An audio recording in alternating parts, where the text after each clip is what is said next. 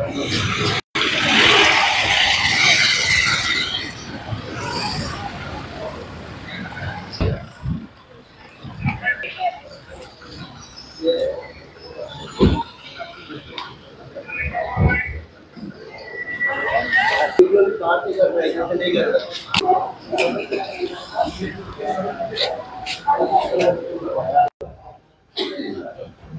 বড় শূন্যতা, শুধু একজন বড়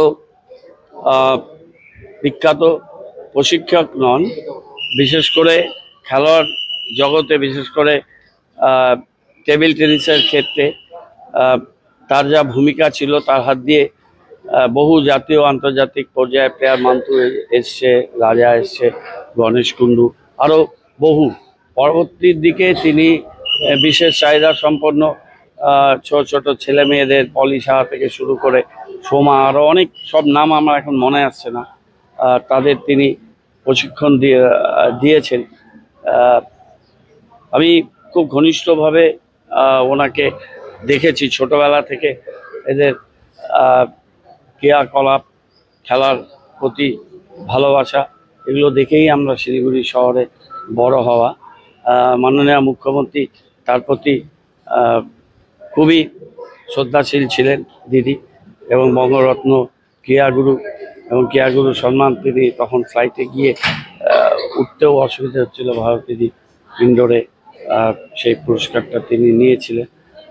চেষ্টা করলাম সবাই মিলে, কিন্তু একটা সময় সবাইকে যেতে হয়, বয়স হয়েছিল, কিন্তু একদম শিশুর মতো সরল, অনাড়ম্বর এবং এত বড় মাপের একজন মানুষ, যিনি আমাদের এই যে বস্তুতান্ত্রিক জগৎ, যে মেটেরিয়ালিস্টিক সোসাইটিতে আমরা বাস করি, দেনা পাওনার যে হিসাবের মধ্যে দিয়ে আমরা জীবন চর্চা করি, উনি সারা জীবন অবিবাহিত ছিলেন।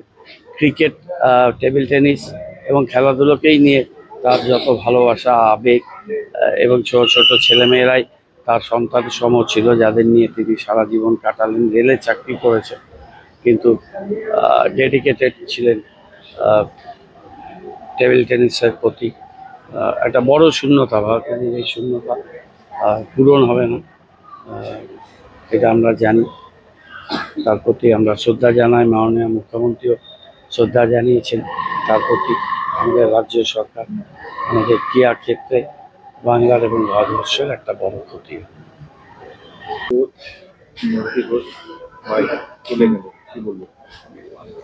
হ্যাঁ, অত্যন্ত দুঃখজনক একটা অধ্যায় শেষ হয়ে গেল। আসলে বাই আমাদের কাছে কোচের থেকেও বড় কথা বাবা মায়ের মতো ছিলেন আর কি। মানে আমরা যারা বাইয়ের কাছে খেলা শিখেছি, আমি, সুব্রত এবং সবাই, বাইয়ের কাছে বাবা মা আমাদের যেই জায়গায়, আমাদের কোচ সেই জায়গায় ছিলেন। আমাদের শুধু খেলাতেনই না, উনি পারিবারিক ব্যাপারেও আমাদের গাইড করতেন। জীবনের আমার চাকরি, আমার মনে আছে আমি কোথায় চাকরি করব, এবং আমি আমারটা বলতে পারি, আমি যে কোথায় চাকরি করব সেই ডিসিশন নেওয়াটাও আমার বাবা মায়ের আগে আমার কোচ নিয়েছিলেন।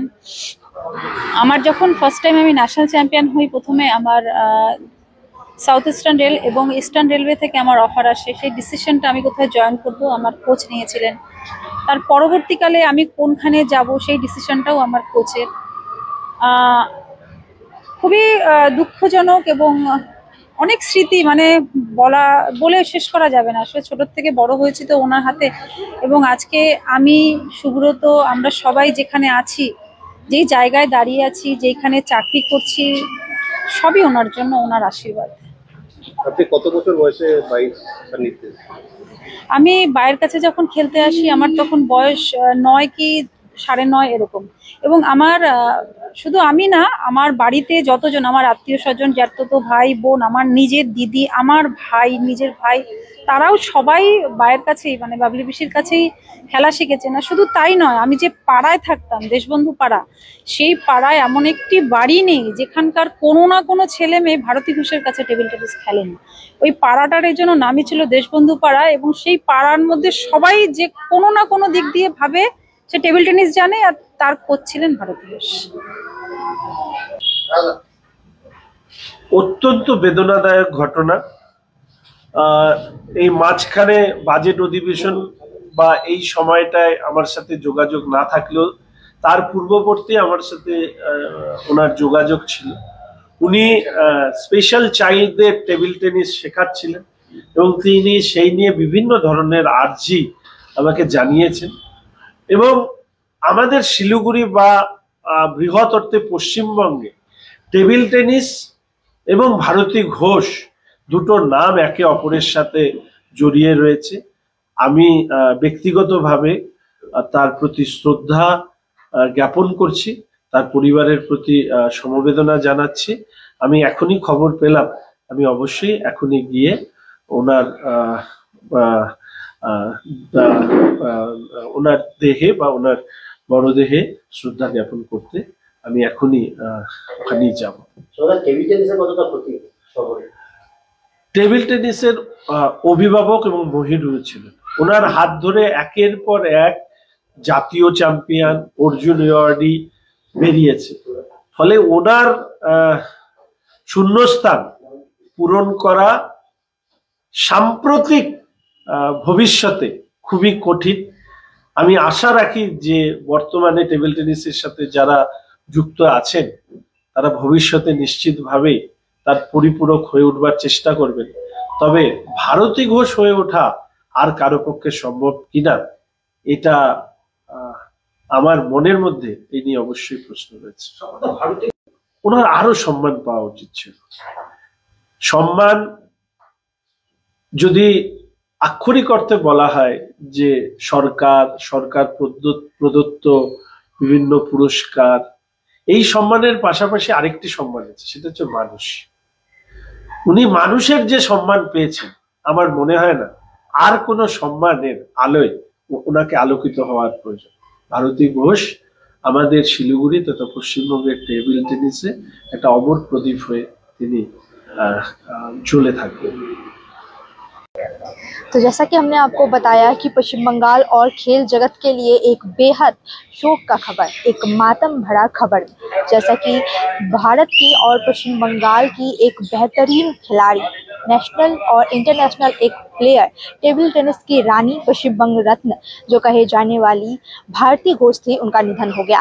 इस वक्त हम उस निजी अस्पताल में पहुंचे और वहां की तमाम जानकारियां आपको दिखाई, जैसा कि यहाँ पर सिलीगुड़ी के मेयर गौतम देव, भाजपा विधायक शंकर घोष और जो टेबल टेनिस प्लेयर है जो भारती घोष की स्टूडेंट भी रही है मोंटू घोष, उनसे भी हमने बातचीत की, तमाम जानकारियां आपको दिखाई। अब आपको बता दें कि उनके आगे के अंतिम संस्कार की क्या कुछ तस्वीरें रहेंगी, क्या कुछ जानकारियां रहेंगी, सब कुछ हम आपके सामने रखेंगे। इससे पहले आपको बता दें कि खेल जगत में इस खबर को लेकर शोक का माहौल बना हुआ है और जो भारती घोष थी उनको हमेशा उनके अच्छे कार्य के लिए, उनकी पहचान के लिए, उनके खेल के लिए उन्हें जाना जाएगा। जितना उन्होंने पहचान बनाया है नेशनल और इंटरनेशनल टेबल टेनिस खेल में, और इसके साथ ही जो स्टूडेंट उन्होंने तैयार किए हैं, जो भारत के लिए बंग रत्न वो खुद थी और वैसे ही कई रत्न उन्होंने पश्चिम बंगाल को दे के गई है। तो ऐसे ही और भी उनसे जुड़ी तमाम जानकारियां और भी खबरों और अपडेट्स के लिए देखते रहिए, बने रहिए SK लाइव पर। धन्यवाद।